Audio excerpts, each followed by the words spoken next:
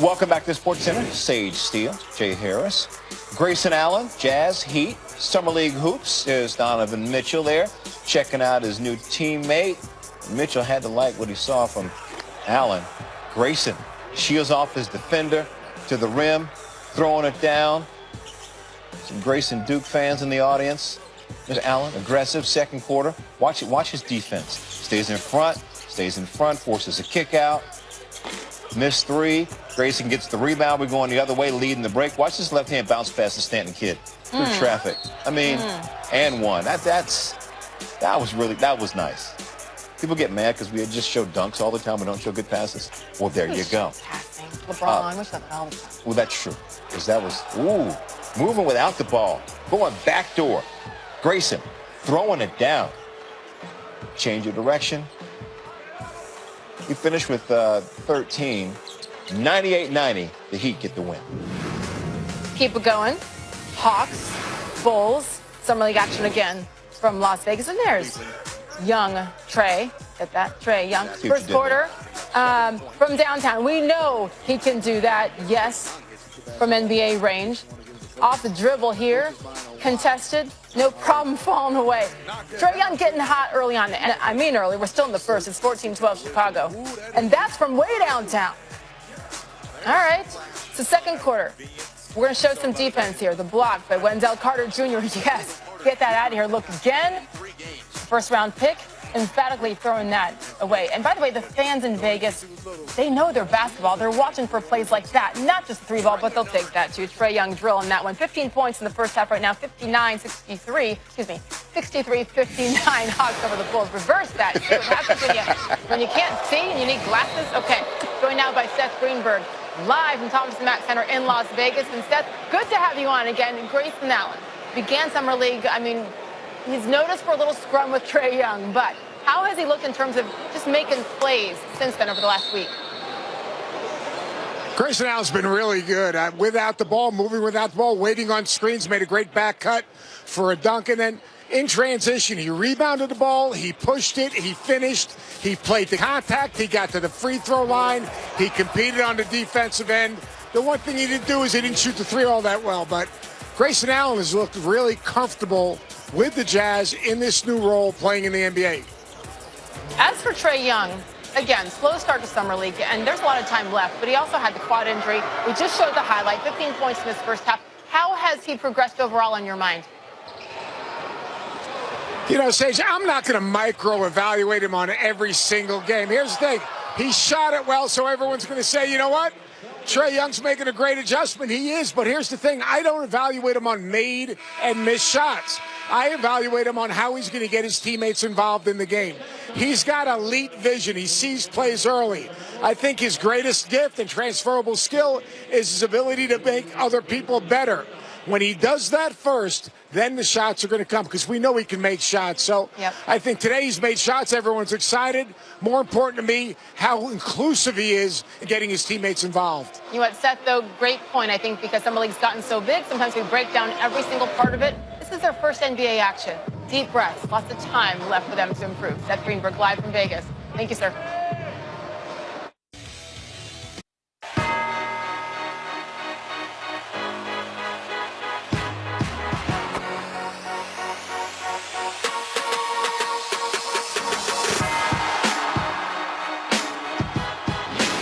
Our Adrian Wojnarowski reporting Carmelo Anthony has permission from Oklahoma City to speak with other teams. Anthony and his reps reportedly met with the Rockets and the Heat recently at Summer League in Vegas. Melo will waive his no-trade clause to facilitate a trade to a team that will release him, or the Thunder will exercise the NBA's waive and stretch provision on Anthony. Brian Windhorst joining me now. Brian, we just heard that update from Woj, but take us through why the OKC Carmelo separation plan could be more complicated than meets the eye.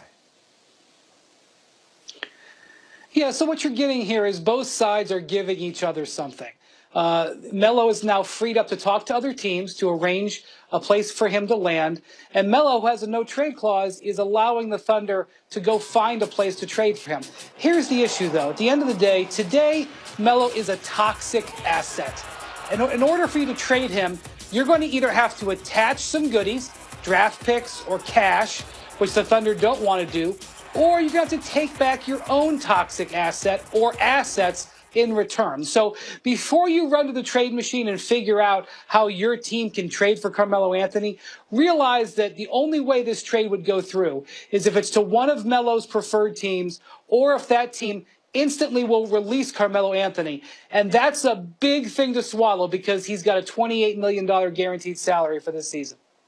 Hey, things seem to be really, really quiet surrounding the Spurs and Kawhi Leonard. What lies ahead next in this process as it plays out? Yeah, so the next important thing is 2 weeks from tomorrow, Jay, and that is the Team USA training camp. There's a get-together in Las Vegas at the end of this month. The brand new head coach of Team USA, Greg Popovich, on the roster and expected to be there for training camp, or at least to meet with his new teammates, Kawhi Leonard. Now, in the past, we have seen players who are in stalemates with their teams be excused. Most recently, Kevin Love in 2014, when he had demanded a trade, he was excused.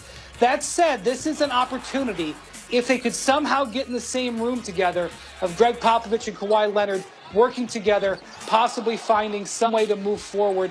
At the end of the day, the Spurs are going to want to exhaust all options before they trade Kawhi Leonard. They have not exhausted all options yet. And even if this ultimately doesn't mean a connection and Kawhi begs off and doesn't come to Las Vegas, it's something that the Spurs are looking to see if they can create something to build on.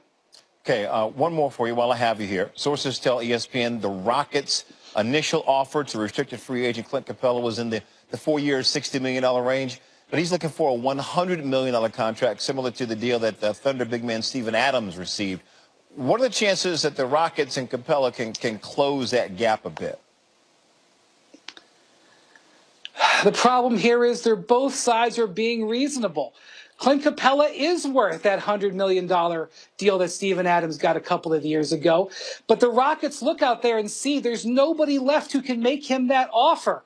And the offer is, your market is what you can get out there on the open market, and he can't get that offer. And so the Rockets are playing hardball. It's hard to be a restricted free agent. It's really hard to be a restricted free agent in 2018 when there's not space out there. Capella really has two options here. He can take his qualifying offer, which would mean he would leave $15+ million on the table this year that he could earn, and then become an unrestricted free agent in a year. Or he could just hold out, waiting for the Rockets to come up with a higher offer. Maybe that's August, maybe it's October, maybe it's later. We've seen both weapons used. Neither one of them are good for this relationship, so hopefully there's a middle ground. But right now there's a lot of acrimony there. All right, we'll keep watching that. Brian Windhorst, thank you for all that. Appreciate you, brother. We've got breaking news on SportsCenter. LeBron is a Laker. It gets you hyped and excited about the possibilities. A seismic shift. He's a force of nature. You got to give kudos to Magic Johnson. He's not done trying to win. That shared vision is what brought LeBron James to Los Angeles. This is what the Lakers do. This was the scene yesterday in Los Angeles. The Lakers tweeted it out. LeBron James signing on the dotted line to play for the Lakers, an important dotted line, $153.3 million over the next 4 years. On the right there, that's Lakers GM Rob Pelinka. Not pictured as president of Hoops Operations, Magic Johnson, but he was there when it counted the most, during those crucial conversations with LeBron leading up to his decision. Magic talked about it today.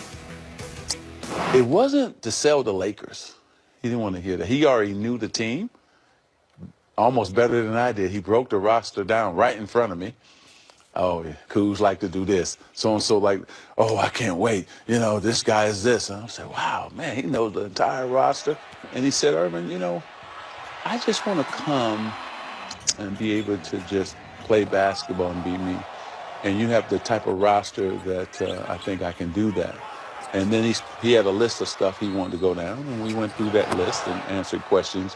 He really wanted to know about Jeannie because he can't wait to just sit down and have a really strong relationship with her.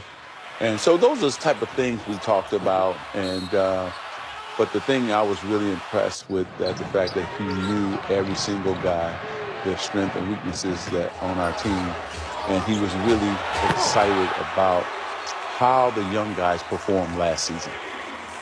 We all know LeBron's such a smart player. By the way, report out now that says Lance Stevenson, he got a better offer from the Pacers, but a call from LeBron convinced him to sign with the Lakers. Really? Yeah.